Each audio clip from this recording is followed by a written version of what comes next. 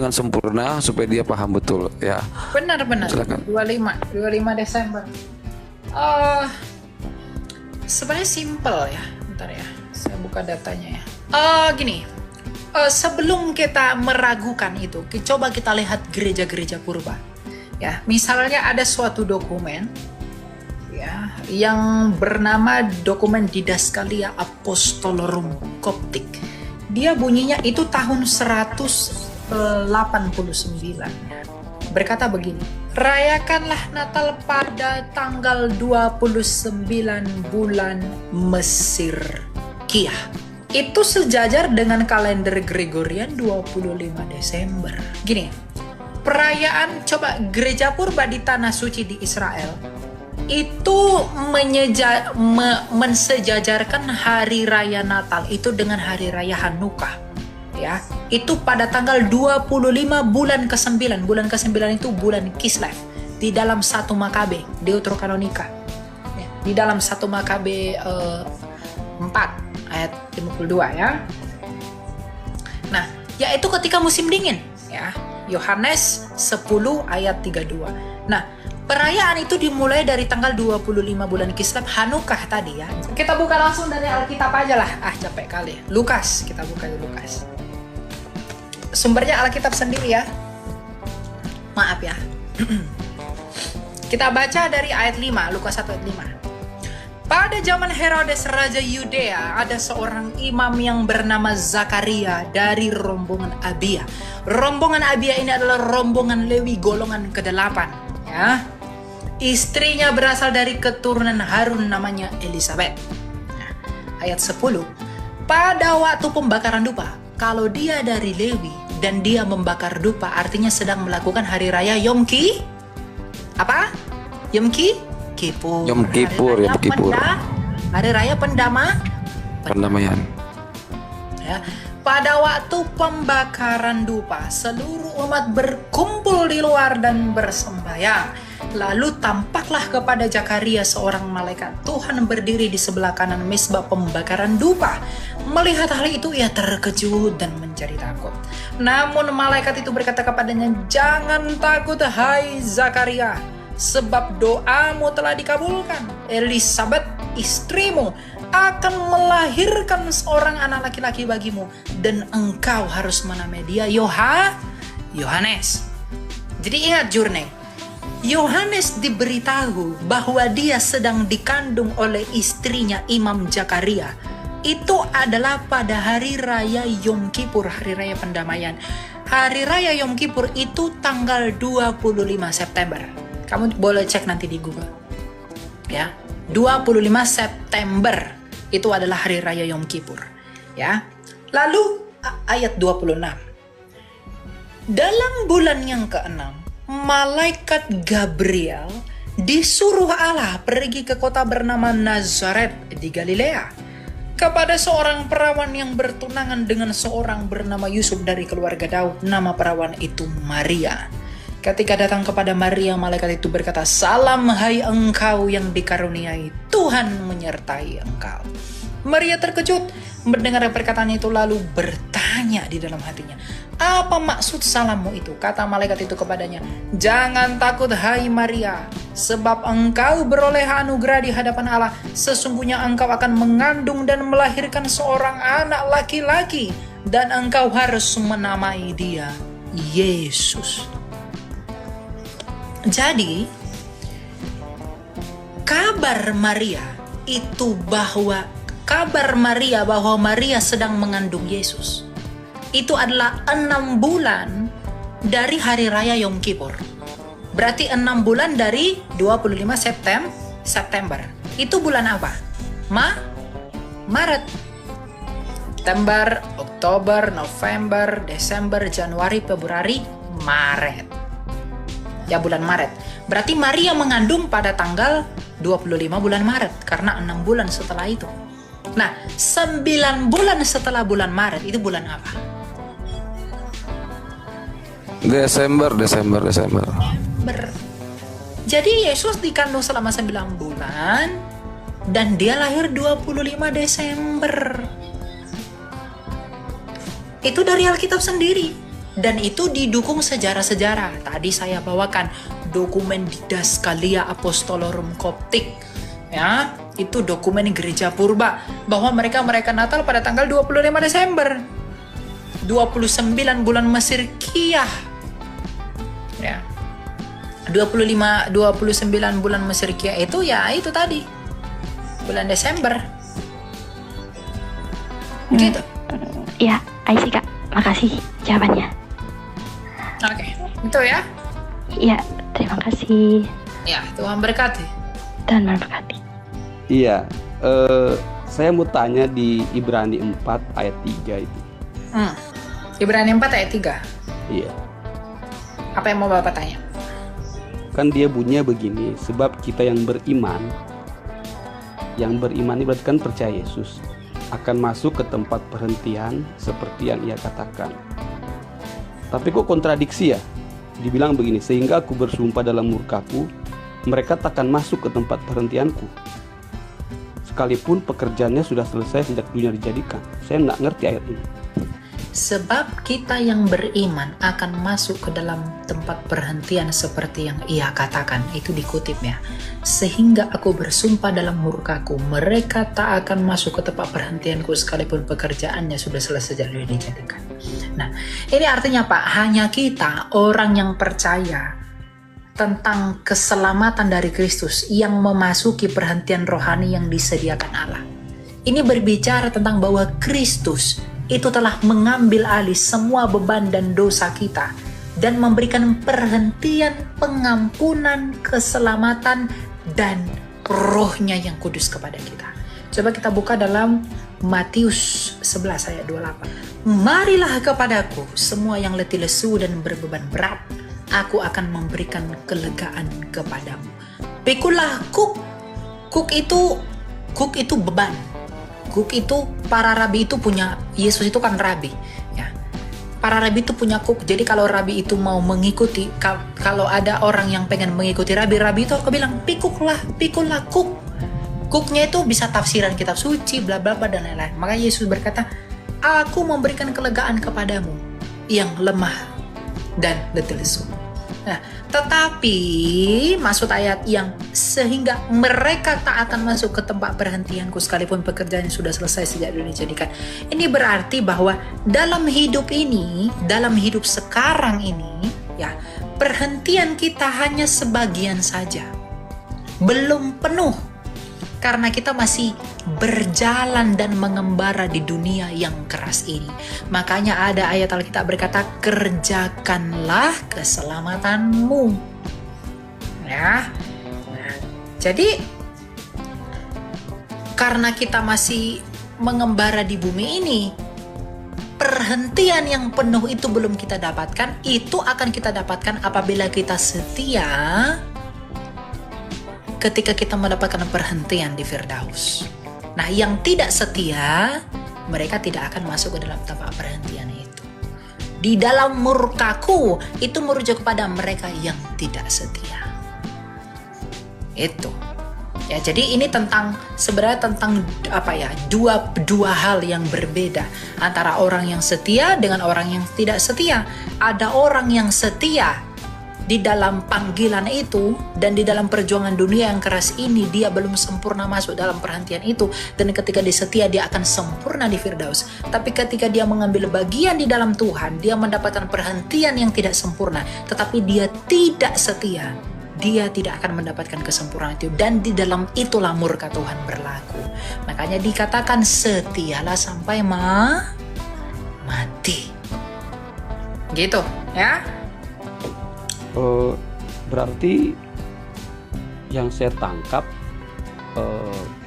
keselamatan itu bisa hilang berarti ya? Keselamatan nggak bisa hilang. Keselamatan itu objektif, Pak. Keselamatan itu bukan dipandang dari kamu, bukan kamu yang memandang, Tuhan yang pandang. Keselamatan itu adalah Yesus sendiri. Yesus sudah diberikan bagi dunia, Yesus nggak bisa hilang. Ya, tadi kan dibilang perjalanannya itu masih setengah. Ya, itu kan Anda yang memandang. Jangan katakan keselamatan bisa hilang, tapi kitalah yang meninggalkan keselamatan. Nggak, tadi Bro Elia mengatakan yang ayat 3 tadi itu kan dibilang itu kan sebab kita yang beriman akan masuk ke tempat perhentian seperti yang dia katakan mereka sehingga aku bersumpah dalam lukaku mereka tak akan masuk ke tempat perhentiannya. Tadi Bro Elia bilang bahwa ada perjalanan kita tuh belum sampai kepada kesempurnaan, masih setengah jalan lah istilahnya. Orang yang tidak setia itu dia tidak bisa masuk ke dalam kerajaan surga. Ya, keselamatan itu nggak bisa hilang karena keselamatan itu nggak dinilai di awal, Pak. Keselamatan itu dinilai di akhir sampai kita mati. Karena iman pisto, bahasa Yunani iman itu adalah taat dan setia. Jadi maksud dari pas ayat 3 ini apa sebenarnya? Dia berbicara keselamatan. Itu berbicara kesetiaan, keselamatan yang oleh karena kesetiaan di dalam Dia. Karena ini hari perhentian yang disediakan. Makanya Rasul Paulus berkata apa? Aku telah menyelesaikan pertandinganku dengan baik. Ya, pertandingan iman. Jadi keselamatan udah dibaptis, sudah selamat, bebas dosa apapun, nggak bakal neraka. Nggak begitu. Iman itu kan bagian dari kesetiaan. Kesetiaan itu bagian dari iman. Maaf. Jadi nggak ada. Saya selalu bilang keselamatan itu nggak pernah bisa hilang. Karena keselamatan itu Kristus sendiri. Dan Kristus nggak bisa hilang. Tapi kitalah yang meninggalkan Dia. Meninggalkan Kristus artinya meninggalkan keselamatan Dia. Kita yang keluar. Jadi keselamatan bisa hilang secara objektif itu nggak bisa. Tapi secara subjektif, pribadi masing pribadi itu bisa. Bukan karena Kristus yang tinggalin kamu, tapi kamu yang tinggalin Dia karena ketidaksetiaan. Maka murka Tuhan dalam Ibrani tadi berlaku bagi orang tidak setia. Karena murtad. Makanya penulis surat Ibrani juga memperingatkan kita untuk tidak murtad. Untuk tidak tinggalkan Dia. Karena kita nggak mungkin diperbarui sekali lagi. Gitu. Ya? Tapi kalau saya bandingkan dengan terjemahan King James kok beda ya? Apanya? Yang ayat tadi itu Ibrani 4 ayat 3. Kalau dalam terjemahan King James kok beda ya? Justru malah dibilang semuanya masuk. Tidak ada yang dibilang tidak masuk. Oh, enggak. Coba itu sudah dibuktikan oleh Yesus sendiri Matius 7. Menafsir itu ayat yang satu, ayat yang satu dengan ayat yang lain itu nggak boleh bertentangan. Nggak, coba Bro Elia lihat Ibrani 4 ayat 3 dalam terjemahan yang diberikan oleh Lembaga Alkitab Indonesia itu dengan terjemahan King James. Ya. Saya ini orangnya nggak terlalu tahu bahasa Inggris. Cuma kalau saya baca sekilas itu kok kayak ada perbedaan ya. Itu sebenarnya bukan masalah terjemahan, Pak, tapi masalah teologi. Mengenai soteriologi, secara soteriologi itu tentang keselamatan secara keseluruhan. Dan itu sudah dikonfirmasi oleh Yesus dalam Matius 7. Bukan yang berseru Tuhan, Tuhan, bukan yang menuhankan Yesus tapi tidak ada buah. Bukan begitu. Jadi jangan berkata asal kamu beriman kamu selamat. Enggak. Tidak ada buah, binasa. Tidak ada bukti, binasa. Ya. Jadi ini tentang kesetiaan dan keselamatan akibat ganjaran kesetiaan itu. Karena ini perikopnya tentang hari perhentian yang sediakan Allah. Ingat ayat satunya dibuka dengan apa? Sebab itu baiklah kita waspada supaya jangan ada seorang di antara kamu yang dianggap ketinggalan. Ini tentang waspada, ya. Agar kita bertumbuh. Ayat 2-nya lagi ini lebih jelas. Karena kita tidak bertumbuh bersama-sama oleh iman dengan mereka yang mendengar. Jadi iman itu benih. Kalau ndak bertumbuh ya ndak itu. Gitu ya Pak ya. Jadi oke, ya. Bisa bertanya lagi nggak? Ya, silakan. Markus 16. Ayat Yang mengenai kebangkitan Kristus itu ayat berapa itu ya? Ayat 7 apa 9? Markus 16. Iya. Ayat 9. Kan dibilang begini, setelah Yesus bangkit pagi-pagi pada hari pertama minggu itu, ia mula-mula menampakkan dirinya kepada Maria Magdalena daripadanya Yesus pernah mengusir setan. Nah, memang dibilang di sini kan hari pertama itu minggu ya. Ya. Yesus bangkit kan pada hari Minggu. Tetapi kalau saya lihat di dalam bahasa Yunani-nya kan Alkitab Perjanjian Baru itu katanya ditulis pakai bahasa Yunani ya. Iya, Yunani dalam naskah Iya. Islam. Itu malah dibilang menggunakan kata sabat, sabaton. Ya hari Minggu memang menggunakan sabaton, Pak. Hari-hari biasa pun menggunakan sabaton. Tuh, sabaton. Hari-hari lain pun disebut sabat. Sabaton. Oh, bukannya hari Sabat itu kalau kita kembali ke akar katanya itu hari ketujuh di bahasa Yunaninya, bahasa Ibraninya. Sabaton itu banyak hari diterjemahkan karena itu bentuk jamak. Bukan sabato.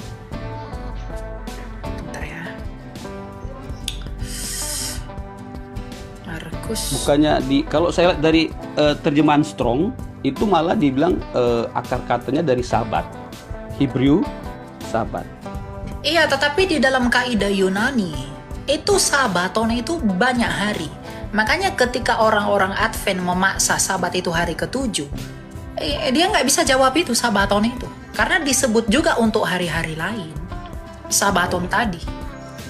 Jadi boleh dikatakan bahwa hari Minggu pun bisa disebut Sabat. Gitu. Hari disebut sabat juga. Berarti sabaton, Sabat dalam bentuk Yunani beda dengan Sabat dalam bentuk Ibrani, berarti. Bentar. Ya, itu memang originnya dari ini ya, Dari Hebrew kan? Hebrew itu kan Sabat itu kan hari ketujuh dia. Nggak ada dibilang hari-hari lain itu Sabat, cuma dibilang hari ketujuh itu hari Sabat. nih. Sabaton. Kalau Anda baca di sini dalam 7 days, a week, seminggu. Ini semua disebut sabat. Yang pertama merujuk kepada the 7th day of each week, which was a sacred festival on which the Israelites were required to abstain from all work. Itu yang pertama. Yang kedua, itu tentang the institution of the Sabbath, the law for keeping holy every 7th day of week. Ya. Kemudian a single Sabbath day, special. Kemudian 7 days, a week, seminggu, 7 hari. Tapi memang originnya dari Hebrew. Gitu. Jadi meaning in Yunani itu beda dengan di Hebrew. Meskipun berakar dari Hebrew karena ada sabasin, ada sabata, ada sabato, ada sabatosin, banyak bentuknya. Gitu ya. Terus kalau begitu, hari Minggu di Yunani itu menggunakan kata apa, bro? Hari pertama minggu itu Kuriake Hemera, hari Tuhan. Kuriake itu kan kalau nggak salah itu kan sudah Yunani modern ya. Iya. Yang ini kan Yunani Koine dia. Kalau Alkitab Perjanjian Baru, Yunani kuno dia. Iya, tapi kalau di Tujuanmu bertanya ini mau ngapain? Kamu ini bentar bang. iya. Di kalau enggak itu enggak esensial. Kalau dilinearkan dengan kalender itu tetap pada hari Minggu. Bentar ya, kita lihat hari Minggu ya. Karena ini harinya tidak disebut, tetapi posisi harinya pada minggu itu. Jadi pada hari Selasa, pada hari sekian, enggak. Karena Gregorian pada saat itu belum ada. Karena masih menggunakan kalender Julian. Ya, jadi hari-harinya belum menggunakan istilah-istilah kita modern sekarang. Tetapi disebutkan misalnya pada hari ketiga minggu itu, pada hari ketujuh minggu itu, pada hari keberapa minggu itu. Dan di dalam Alkitab sendiri, minggunya sendiri itu tidak disebut hari apa. Oh, Makanya jadi tadi menunjukkan satu minggu aja disebut kayak satu minggu. Ya, gitu pada ya? hari keberapa minggu itu. Oh, okay. Misalnya Berarti, Yesus bangkit pada hari ketiga minggu itu, hari ketiga setelah dia wafat. Tapi kan hari-hari yang dimaksud di sana itu kan ada sejarahnya. Jadi nggak disebut hari ini, hari Minggu, hari Selasa, Rabu, Senin, Kamis, Jumat, enggak. ya itu dah maksud saya itu kan saya juga tidak mengerti nama-nama hari di Yunani. Nah, makanya saya tanya sama bro. Makanya kenapa saya tanya kok pakai sabaton, padahal ditulis itu kan di bahasa Indonesia kan minggu. Nah, bro sudah jelaskan. Nah, saya tanya lagi apakah hari Minggu di Yunani itu pakai bahasa apa? Ya, simpelnya itu jangan berpikir, berpikir modern aja. Jangan berpikir dengan pola pikir orang modern. Makanya Alkitab itu mengatakan pada hari keberapa minggu itu. Tadi kita baca di Keluaran pada hari pertama minggu itu. Kemudian pada hari ke-7 minggu itu. Ya, tapi kan mereka tahu itu persis di hari apa? Urusan mereka lah itu sebutannya apa. Tapi kalau sekarang yang kita waris itu kan dari tradisi gereja yang memang pernah hidup di masa itu melalui para rasulnya Kristus. Kan gitu. Jadi boleh dikatakan pada gereja mula-mula itu menggunakan lingua franca, itu saya dengar dari bahasa teologi orang bilang. Lingua franca itu apa? Lingua franca itu kan bahasa internasional. Iya, kan Yunani kuno kan? Yunani koine, betul. Koine kan? Nah, Iya. berarti waktu zaman itu berarti mereka kalau menyebut minggu itu tidak menyebut bahasa apalah zaman itu, nggak ngerti juga saya. Mereka menyebut sabaton kah atau gimana itu, Bang? Di zaman kisah rasul-rasul pertama itu. Kan tadi saya kan sudah sebut bentuk-bentuknya itu banyak. Oke. Kan hari keberapa, Iya. hari keberapa. Nah, seperti kita Ketika sekarang ya Yesus- bilang Senin. bentar. Ya. Ketika Yesus bangkit, apakah ada dikatakan hari Minggu? Kan 3 hari setelah mati. Di dalam bahasa Indonesianya baru dibilang minggu kan pada hari Ya, Minggu. kan kalender yang kita pakai bukan kalender yang dipakai Kristus pada masa itu. Masa itu nggak ngerti sih? Kalender Gregorian ini kan bukan itu yang dipakai Kristus di zaman itu. Iya, dia pakai Ya udah. Gitu ya. Dia pakai kalender Hijriah. kalender Hijriah. Iya. Itu kalender apa lagi tuh? Itu kalender- Adam sudah menggunakan Hijriah, udah selesai. Clear sudah. itu baru kalender Nah, Hijriah. terus itu ini baru Bang, satu lagi pertanyaan terakhir saya. 300 tahun lalu. Iya. Ayat yang mengatakan semua lutut akan bertelut, semua lidah akan mengaku bahwa Yesus adalah Tuhan. Apakah itu bicara kepada orang-orang semua yang ada di muka bumi ini? Termasuk bukan orang Kristen? Ya, ketika dia datang dengan kemuliaannya, mereka akan sadar di dalam kebebalannya. Semua orang akan mengaku dia Tuhan. Bukan tunggu semua mengaku dulu baru dia datang. Enggak. Dia datang Artinya dengan mengaku itu hanya mengaku dia sebagai Tuhan atau mengaku seperti kita percaya bahwa kita selamat? mengakui sebagai Tuhan. Karena gini, dia yang datang di atas itu kan, Tuhan Yesus berkata begini, Anak manusia nanti akan datang seperti kilat yang menyambar dari timur yang cahayanya sampai ke barat.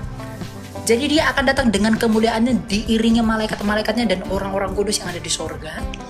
Dengan kemuliaannya dan menyatakan ketuhanan dan kepenguasaannya atas sorga dan bumi dan semesta. Matius 28 ayat 18. Karena kepenguasaan Bapa telah diserahkan kepada Putra. Itu akan dinyatakan Kristus pada hari kemenangannya. Maka semua orang yang melihat dia, seluruh dunia yang melihat dia itu akan gemetar. Maka semua orang akan bertekuk lutut melihat kemuliaan dan kepenguasaannya. Tuhan itu kan, arti Tuhan itu kan kurios, itu kan artinya penguasa, pemilik. Jadi seluruh dunia ini akan sadar bahwa dialah pemilik dan penguasa yang sesungguhnya yang sedang datang di awan-awan itu dengan kemuliaannya. Maka orang yang percaya dan orang yang tidak percaya itu akan bertekuk lutut, tunduk kepada kemuliaan yang dia nyatakan di dalam kedatangannya yang kedua kali itu. Itu maksudnya. Jadi bukan percaya dulu semua orang baru dia datang. Enggak. Tapi ketika dia datang baru semua orang percaya. Oh ternyata Yesus itulah yang benar. Itu maksudnya. Oh, tapi tidak ada hubungannya dengan keselamatan ya. Artinya begini. Ya enggak ada orang yang takut itu, orang yang percaya itu enggak akan diselamatkan. Dia udah datang kok. Oke. Udah Berarti nggak mereka berlaku. tuh mengaku tuh hanya mengakui dia sebagai Tuhan, ya bukan mengaku untuk mereka selamat gitu. Kan katanya dalam Alkitab tuh barang siapa yang percaya dan mengaku dia sebagai Tuhan akan diselamatkan. Ya, tapi itu masih koma. Masih koma. Lanjutkan lagi ya.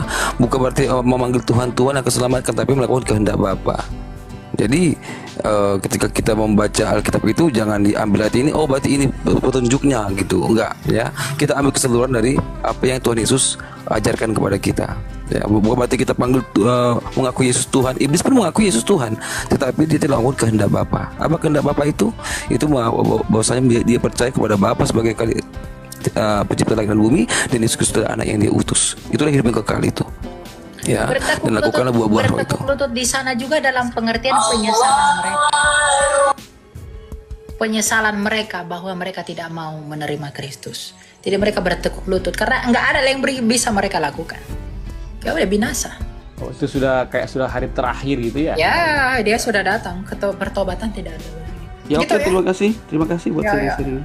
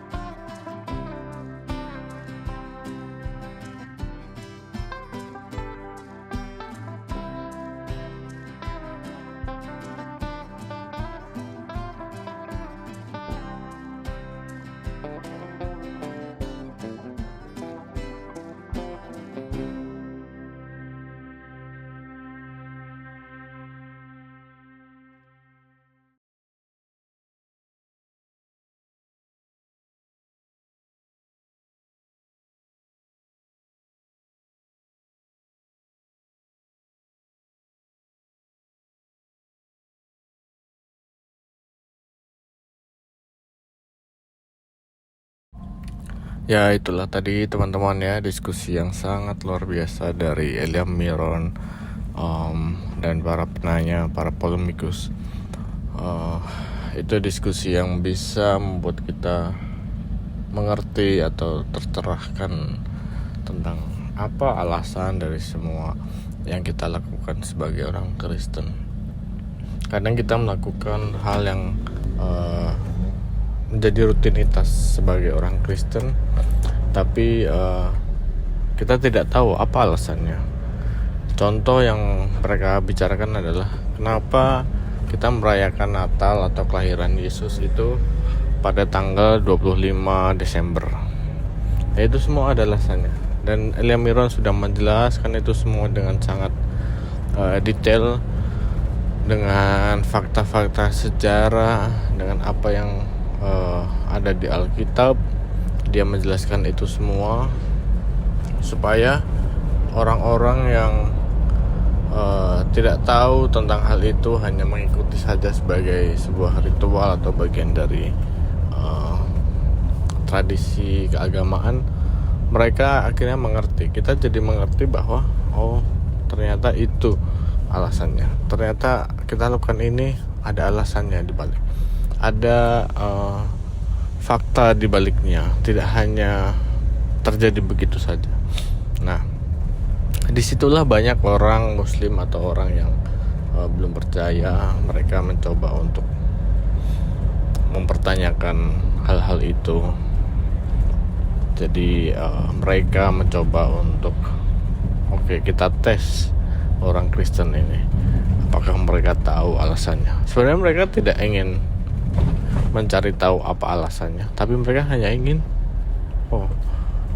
kenapa ini dilakukan, apakah mereka tahu alasannya. Jadi di situ kita bisa lihat ya, banyak hal yang orang Kristen lakukan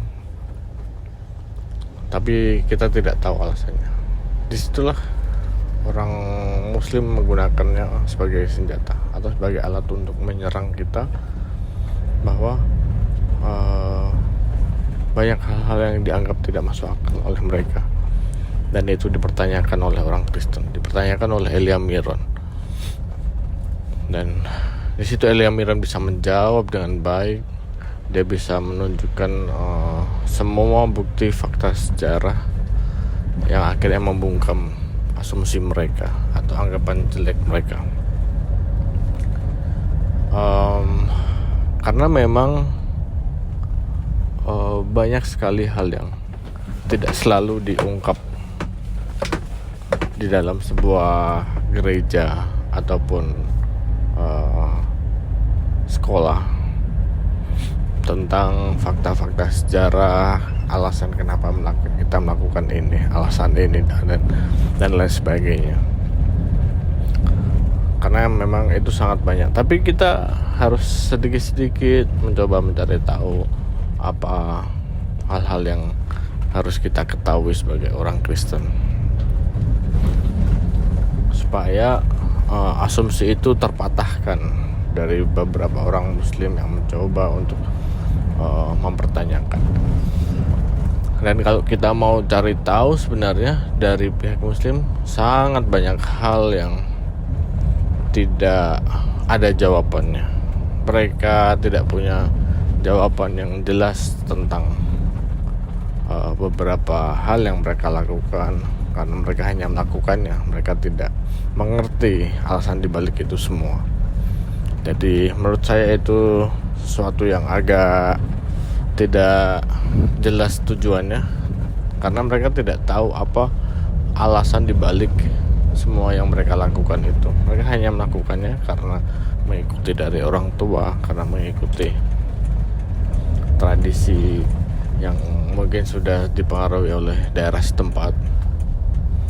Nah, itu yang seharusnya kita hindari, karena memang kita tahu sendiri bahwa kalau kita melakukan sesuatu tanpa tahu alasannya, tanpa tahu tujuannya, itu akan membuat kita bingung. Apa yang kita lakukan ini sebenarnya untuk apa sih? akhirnya lama-kelamaan kita akan kehilangan arah karena tidak tahu tujuannya apa. Oleh sebab itu di situ kita belajar banyak tentang hal-hal tersebut ya, alasan-alasan dibalik apa yang kita lakukan.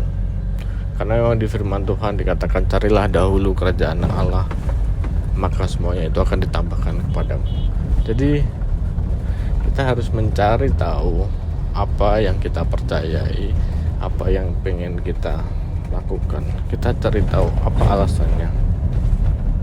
Di situ kita akan menemukan hati Tuhan, kita akan menemukan apa sih yang Tuhan mau dalam hidup kita. Jadi tidak ada lagi keraguan atau kebingungan karena ketidaktahuan.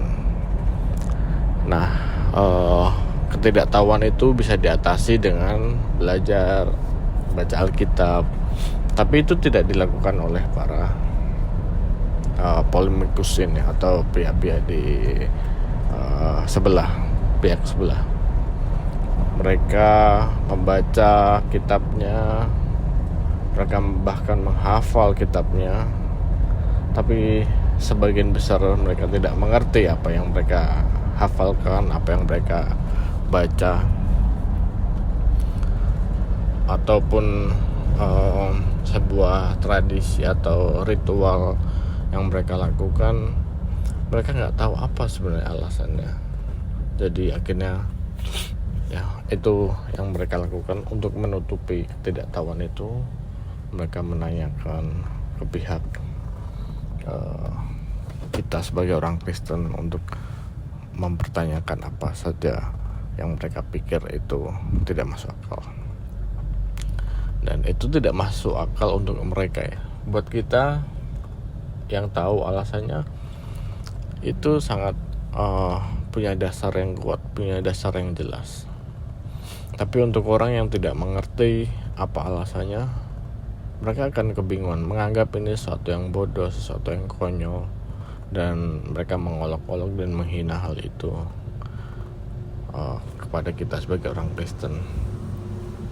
Tapi buat kita yang tahu jelas apa alasan dibalik apa yang kita lakukan, itu menjadi sesuatu yang sangat memuaskan. Kita senang, kita memuji Tuhan, kita menyenangkan Tuhan.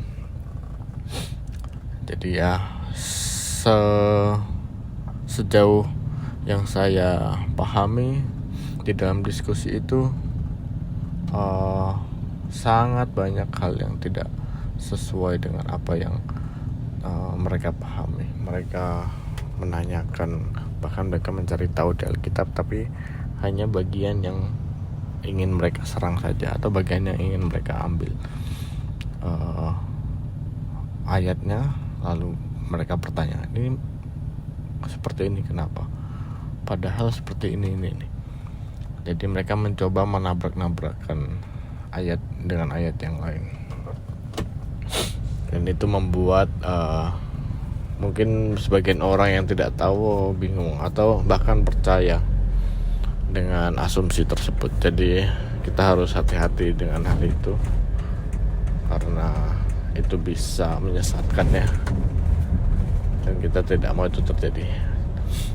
Oleh sebab itu melalui diskusi ini, video seperti ini, kita mau meluruskan banyak hal. Kita mau meluruskan asumsi yang kita tidak tahu. Bahkan mungkin buat orang Muslim, mereka tidak ingin mengerti, tapi kita sebagai orang Kristen itu sangat membantu tercerahkan. Justru pertanyaan-pertanyaan mereka yang mungkin dianggap tidak masuk akal itu sedikit banyak mungkin jadi pertanyaan buat orang Kristen juga. Jadi semoga diskusi yang baru saja kita saksikan ini bisa menjadi berkat untuk kita semua. Kita bisa melihat hal besar atau sesuatu yang selama ini kita pertanyakan apa artinya, apa maksudnya, dan itu menjadikan